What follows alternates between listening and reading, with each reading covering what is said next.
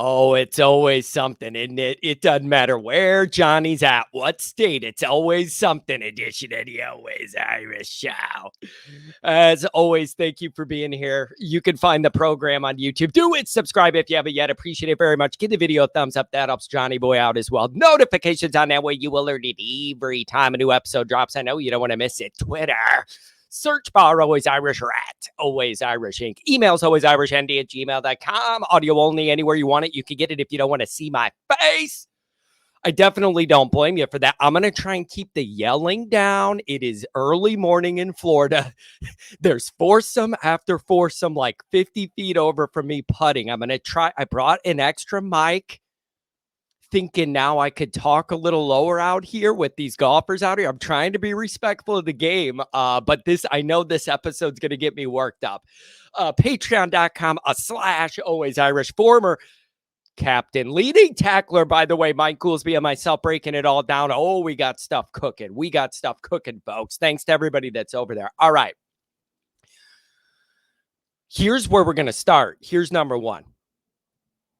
Every single time I come to Florida, huge Notre Dame news happens like while I'm traveling to Florida.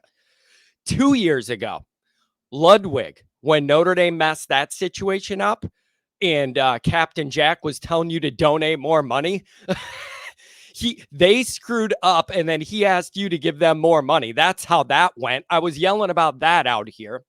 Christmas time, we got Denbrock on like Christmas Eve or whatever. That was out here. And then right when we're packed heading to the airport, basically, this news drops. It's always something. So now I'm getting skeptical and weary every time I come down here. What the hell's going to come out next? All right. Here's where we need to start this. Obviously, everybody knows the news. Riley Leonard, surgery out probably all of spring. I'm not expecting him back for any of spring. I'm just counting that done spring. I'm not count on him being out the rest of spring.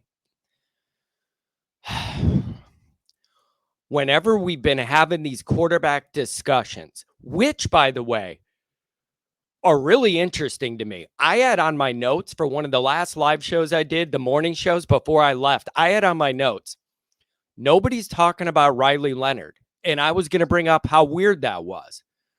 Before I even got a chance to bring it up, people started talking about Riley Leonard. And it turned into this whole quarterback thing. And I'm like, okay, people are talking about him. And then we did the night show Friday night, me and Pat. People were saying, what's the over-under on number of games the backup to Riley Leonard's going to have to start due to injury? And we came up with like 1.5 kind of games being that tipping point. Anybody want to ramp that estimate up now? It's just weird to me that I wasn't hearing anything about Riley Leonard. Then now it's all boom, Riley Leonard news. What have we always said? What have I always said? Ever since we got Riley Leonard getting into spring, people starting to debate the quarterback, pecking order, all that. What is the number one thing I've said?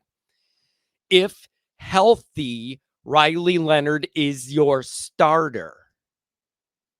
Every discussion we've had about this quarterback dynamic has started with me saying that. If healthy and everything's equal with that, Riley Leonard's the starter.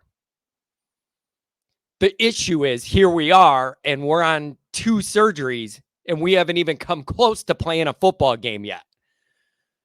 What are we averaging? About a surgery every month and a half since joining Notre Dame? Not a good start. Ooh, that echoed. The golfers looked over at that one. That echoed. Sorry. If they only knew what I was yelling about, they'd understand, I'm sure. The key to all this was, if healthy, the plan is for Riley Leonard to be the starter no matter what. We're 2 surgeries deep, and we haven't even come close to real football yet. What do you make of that? And the irony is, the real irony in this is, Notre Dame's the one who jump-started these injuries last year in that fluky last play of the game thing with his ankle. You break it, you buy it. And we bought it. So now what? I swear, man, it's always something with Notre Dame. Always. Here's the first thing. Kind of a rough deal for Marcus right now so far with these quarterbacks. You ran with Buckner the first year. He lasted like a game and a half. Last year, you had Hartman pretty much throughout, but he didn't deliver what you hoped he was going to. And now we're in this situation. I'm not blaming anybody. I'm just saying it's a really rough start when you look at what's kind of come down the line so far. So this changes things. Every quarterback discussion I've had started with if Leonard's healthy. Well, we're 0 for 2. So do we need to start thinking about things beyond that or what? I think there's two ways you could look at this. Number one is these things aren't that serious. This is early. If you're going to have this kind of stuff done, do it now, and then we're good to go for August. I'm not going to worry about it. Not that big of a deal. Sucks that we're losing the spring chemistry that Riley Leonard should be able to build with all of our guys, whatever. But as long as he's healthy, it's going to be okay. This isn't that big of a deal. You could take that position. You can take that position. That's a fair position. If you go, this is off-season stuff, clean it up, we'll be good to go. I also think it's fair of you if you say to me, if we're having these kind of issues in the offseason when we don't have games, how am I supposed to trust Riley Leonard's going to be out there 12 games next year, plus the playoff? The odds don't look good on that. If you said that to me, I think that's a fair place to be. I can't tell you that's not a fair place to operate from. I can't. And so I think either of those perspectives you could have, and they're pretty fair. If you wanted to say it's only the offseason, don't worry about it, ain't that big of a deal. But if you also wanted to say we're 0 for 2 and we haven't even been close to real football, that's a fair concern too. So this definitely sucks. If Riley Leonard comes out of this fully healthy and whatever, and he's ready to go in summer camp August, and they're ready for him to start, whatever. But you're not going to have that built-in chemistry. You're not going to have that rhythm. You're not all of that spring stuff. You get on the same page with your guys. He could still learn stuff, but it isn't even going to be the same. The other reality of this situation is that one man's bad day is another guy's luckiest day.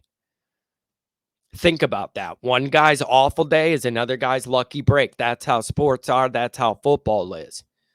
We've been talking about how important it is for Notre Dame to get the pecking order right of what they want to do at quarterback, how they want to layer this out, what that plan is. And Jelly, Minchie, and Carr are about to get a lot more meaningful snaps because they have to. So here's how I see this. I think the plan all along has been for Carr to redshirt as the freshman on the totem pole. It looks like Angeli's been taking the majority of the backup snaps before this Riley Leonard situation. So hear me out here. If that was the dynamic we're working in, and I'm confident it was, Riley running with the ones, Angeli taking the twos, Carr the freshman, and then Minchie. If that's what it was, and I think that's what it was, big opportunity for Kenny Minchie. Big opportunity for Kenny. Because you're going to get more of those snaps. It felt like he was a guy falling through the cracks. Just not intentionally, but just falling through the cracks because how many snaps there are to go around and where guys were starting at, whatever. Big opportunity for Kenny. Because he's going to get way more meaningful snaps with the 1 and 2s, whatever up there. And if he doesn't, bye-bye. Like, if he doesn't even get that now in practice, bye-bye. See ya, Kenny. He ain't going to stick around here if he's not even, if Carr starts getting those snaps or something instead of him, whatever this, like, he's going to go bye-bye. So it's a big opportunity for Kenny to really start to ball out here. Like again, one man's awful bad break is another guy's lucky break. And so he's going to bump up a notch, should get a lot more meaningful snaps, and it's his time to try and make a move here. It's his time to make a move here. For him personally, this is a really, really big deal because I've been feeling like he's kind of an odd man out in this, just not intentionally, but just the way things have gone. So I think it's a big deal. Blue and gold game, again, huge deal. If you're not going to have Riley Leonard out there and you're going to have these offenses be Angeli, Kenny Minchie, and then whatever Carr could do, big opportunity for those guys. Big opportunity for those guys. But it's just, it's weird to me. Me and Pat were, people were joking about it. What's that over under on the injury thing and Riley Leonard and the backup starting? And somebody said 2 games. And I was thinking maybe we could move that to 1.5 for the over under. I don't know. And so I think one of the bigger questions is, when we roll into August, where does this all sit? When we roll into August, is he totally clear, good to go, no red flags? Like we don't have any hangups or hiccups or cleanups or anything we need to do? And we're starting, or does whatever happens the rest of spring alter that August plan? I guess that's maybe what I want to say. Like, the plan all along, we all know, was for Riley Leonard to be the starter. Does this change that plan? Goolsby did a little video when I was traveling up on Patreon. And one of the things he was talking about was, does this alter the staff's trust in Riley Leonard? That he's going to be able to be out there and play and be reliable and durable and all that? Like, how do you build that trust if you're 0 for 2 already and we're 6 months from meaningful football? So that's really where this all comes to a head. When we get to August, does anything happening now with the injuries and whatever's going to happen with the other guys in this quarterback room, does that change where we're starting at in August camp? Guys closing the gap on the plans, Riley to start, but we really love what we see the rest of spring from the other guys. Does that change any of the calculus when we get into August? I don't know. But my whole thing, I've been debating with guys about, like, I don't care what else happens in spring. As long as everybody's healthy, it's going to be Riley Leonard. Well, we don't have that health. That was another echo. Somebody just heard health throughout this place. It was always predicate. My confidence in the quarterback lineup was 100% predicated on Riley Leonard's health. And we're 0 for 2 on that. So I'm starting to wonder if I need to throw that out. And again, spare me your troll comments. Told you, John, you're wrong all along. This is a real competition. But no. I'm not letting you do that. Every sentence I've started about this started with assuming Riley Leonard's fully healthy. That's not the case. So you got to throw out a lot of these hypotheses I've had, because we're not in that position. The main crux my hypotheses leaned upon is no longer.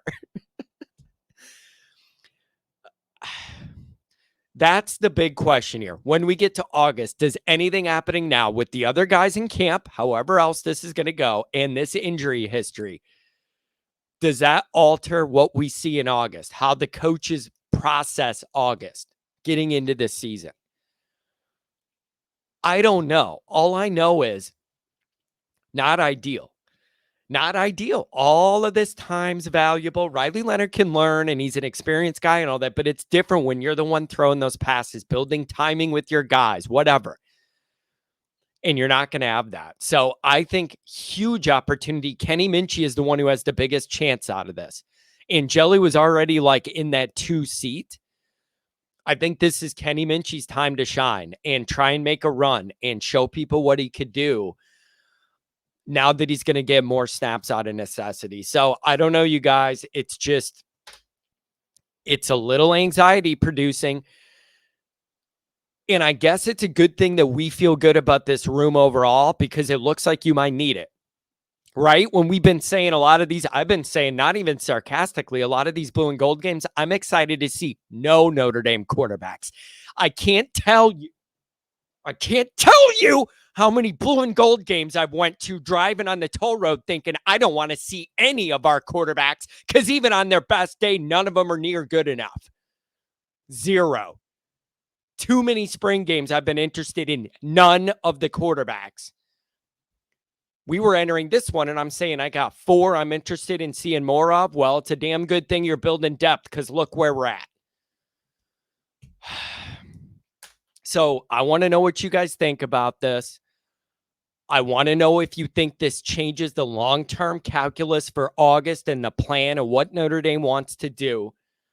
I'm really interested in what you think. This is getting complicated. Here we go again with nothing with Notre Dame being black and white and just straight up. There's always something. It's always something. And the last couple years, every time I get on a plane to go to Florida, it's always something, and it's something big.